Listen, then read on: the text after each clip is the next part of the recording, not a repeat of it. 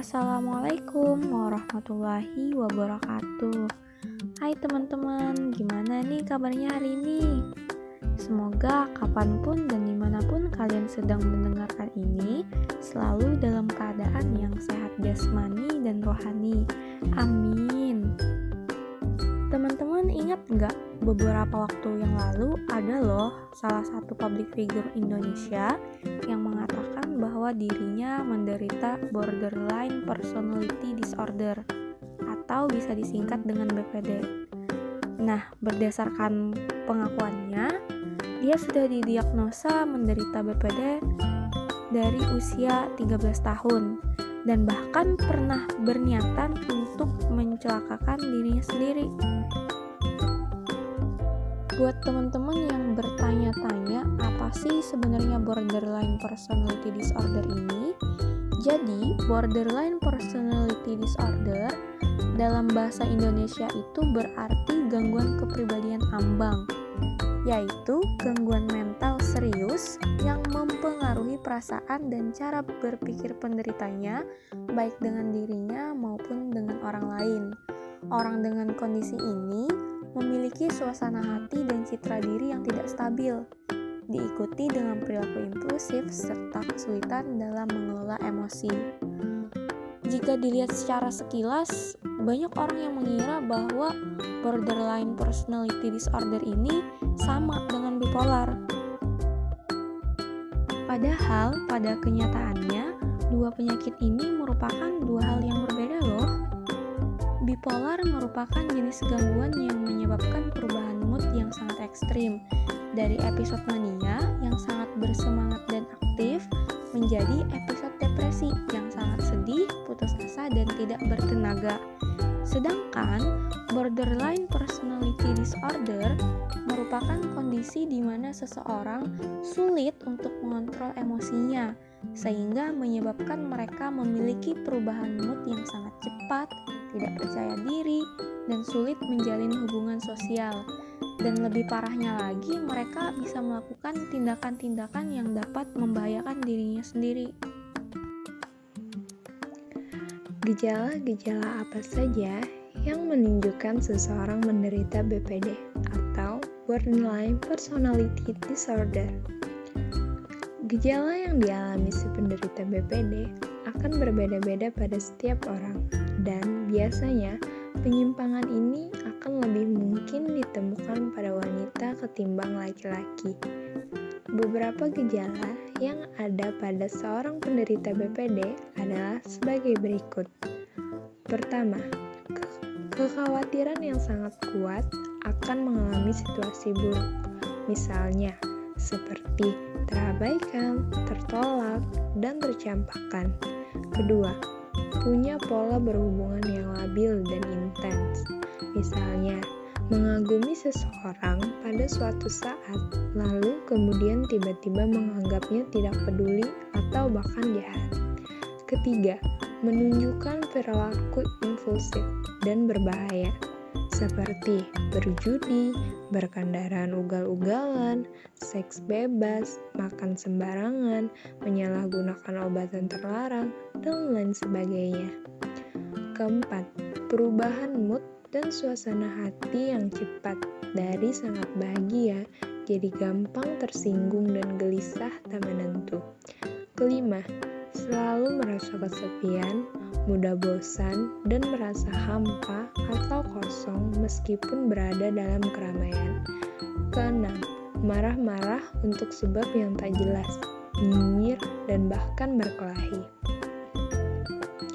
Banyak orang yang bukan penderita BPD juga mengalami gejala tersebut sehari-hari, tapi yang membedakannya dengan penderita BPD adalah pada penderita BPD, mereka akan merasakan gejala-gejala tersebut secara konsisten sepanjang hidupnya. Selanjutnya, kenapa seseorang bisa menderita BPD? Para ahli hingga saat ini belum mengetahui secara jelas seseorang menderita BPD. Tapi, ada beberapa kemungkinan yang bisa menyebabkan gangguan psikologis ini. Pertama, faktor genetik. Beberapa bukti menunjukkan bahwa BPD disebabkan oleh faktor genetik. Penelitian menunjukkan bahwa penyakit mental ini bisa saja diwariskan dari keluarga. Kemudian, kondisi otak yang tidak sempurna juga bisa menyebabkan produksi bahan kimia tertentu di otak, sehingga kemampuan untuk mengatur suasana hati tidak berfungsi dengan baik. Kedua, faktor trauma dan lingkungan. Pengalaman traumatis di masa lalu, terutama di masa kecilnya, juga diperkirakan dapat menyebabkan BPD. Beberapa kejadian yang membuat penderita tertekan di masa kecilnya, misalnya seperti kekerasan yang diberikan oleh orang tuanya atau kehilangan orang tua di usia dini, dan pengalaman-pengalaman traumatis lainnya. Lalu, bagaimana cara mengobati seseorang yang menderita BPD? Bagi penderita yang mengalami gejala-gejala BPD, disarankan untuk segera mengunjungi psikiater untuk berkonsultasi. Tapi, ada juga beberapa cara yang bisa dilakukan sendiri yang kemungkinan atau diharapkan bisa cukup meringankan tekanan yang dirasakan saat gejala BPD itu muncul. Beberapa cara tersebut adalah sebagai berikut. Saat emosi meledak-ledak, cobalah untuk melakukan hal-hal seperti ini. 1. Merobek kertas atau surat kabar. 2. Memukul bantal. 3. Melemparkan es batu ke lantai hingga pecah menjadi berkeping-keping. 4. Berolahraga. 5. Mendengarkan musik yang beraliran keras seperti musik rock. 6. Melakukan aktivitas seperti berkebun atau membersihkan rumah. Kemudian, saat merasa depresi, sedih, dan kesepian, cobalah untuk melakukan hal berikut. 1. Menonton acara TV favorit sambil berselimut. 2. Menuliskan perasaan yang sedang dirasakan pada kertas dan kemudian robek kertas tersebut. Ketiga, mendengarkan musik yang membangkitkan semangat. Kemudian, saat merasa panik dan tegang, lakukan hal berikut. 1. Meminum secangkir teh atau coklat hangat. 2. Hirup nafas dalam-dalam, kemudian hembuskan, dan lakukan beberapa kali. Ketiga, mandi atau berendam air hangat.